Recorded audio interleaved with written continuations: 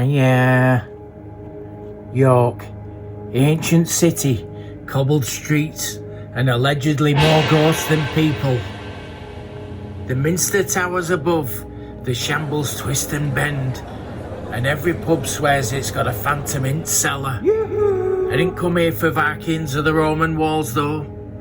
I came here for the fruit, the haunted fruit. I never thought it would end up with me having to squeeze a man's plums to save the world, but that's what happened. This is Christopher Ghostknob Presents The Haunted Fruit of York. It all began strangely enough with my neighbour Yusuf. Very volatile, but great with a lawnmower. He's convinced I fancy his wife. I don't. I'm just simply fascinated by the fact she's the absolute spit of Ross Kemp. She's got the same glint in her eye that says I've taken a hostage and I'll do it again. Ross, she get doesn't off just me. look like Ross Kemp, she moves like him too. Short, deliberate steps, like she's storming into an Albanian drugs den. Sometimes when she's watering the begonias, I swear I can hear faint EastEnders drums in the background. But lately, Yusuf has been making a number of hurtful, wild accusations. Ghostknob, I saw you sniffing my wife's bras in the garden yesterday. He shouted. I hadn't. I was in the garden trimming me bush when a gust of wind blew his wife's giant bra off the line straight onto my face, temporarily blinding me and giving me bra goggles. Yusuf caught me trying to peel it off my head and thought I was sniffing her bras.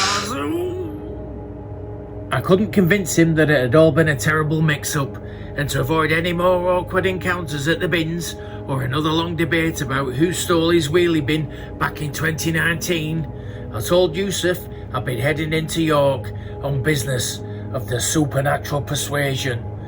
Not the Ross Kemp kind of haunting, the other kind. York's a funny place. You can't walk 10 steps without a man in a cloak trying to sell you tickets for his ghost walk. I accidentally joined 3 in one night, got kicked out of 2 for heckling. One guy told me the treasurer's house is haunted by Roman soldiers. I asked if any of them did 2-for-1 cocktails on Thursday. He wasn't amused. Later, I nipped into a pub where the landlord swore blind the cellar was haunted by a headless cavalier. When I investigated, all I found were 3 barrels of Doom Bar and a bloke called Keith who asked if I'd ever considered naturism. That's how I found myself at a peculiar fruit stall, tucked underneath the leaning buildings of the shambles.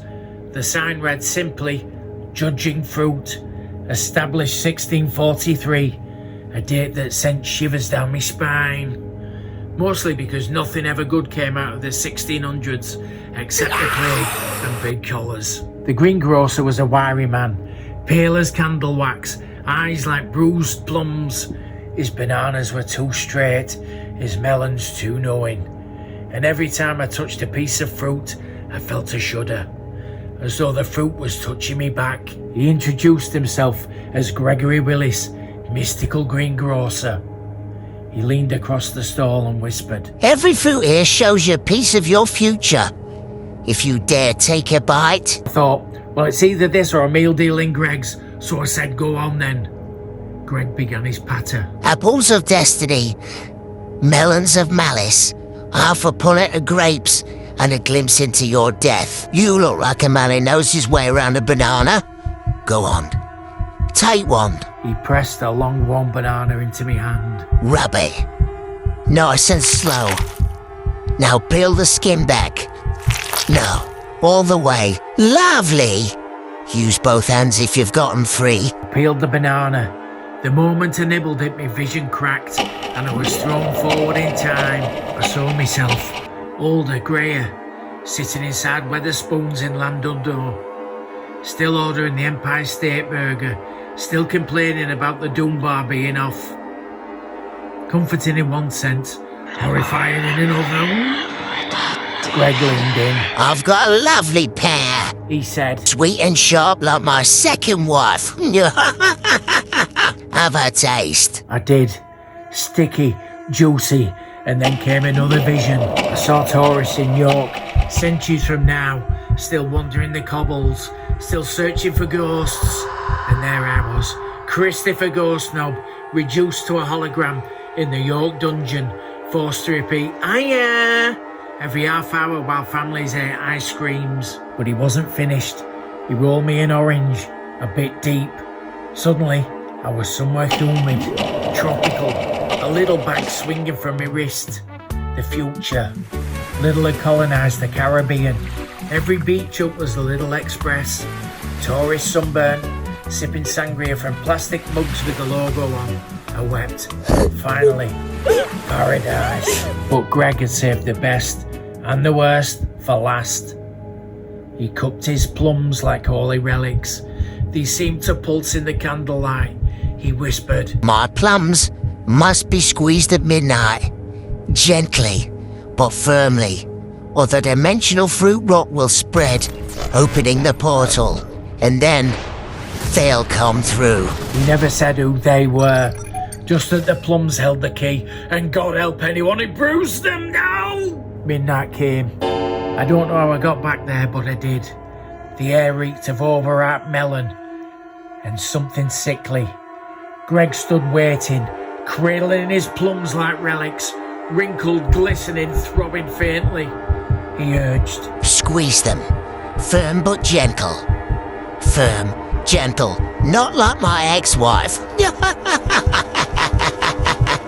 Classic Greg. He grinned. The plums pulsed in time with his words. Go on, use both ends. Don't stop till I tell you. Squeeze. As I reached out, another vision tore through me. York drowned in rolling plums, bouncing down cobbles, crushing cars, flattening tourists, and above it all, Greg's laughter. I reached out for Greg's plums, but instead of giving them a gentle squeeze, I pummeled them with my fists. I felt his plum juice running down my wrists as they squished under my thunderous right up. Greg yelled, Now you've done it. You've crushed my sacred plums.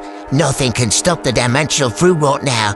You've cursed us all, Ghostknob. I didn't stay to argue. I legged it past the posting gate and didn't stop running till I reached the safety of my Fiat 500 in the car park by Clifford's Tower. I woke up safe, but on my bedside table waiting was one solitary plum. Warm, watching, pulsing and judging. So, if you're ever in York, by all means see the minster, walk the walls, eat the fudge. But if you hear a man in the shambles calling out for strangers to squeeze his plums, best keep walking. Some stores give you 5 a day. Greg Willis's, they give you forever. Good night.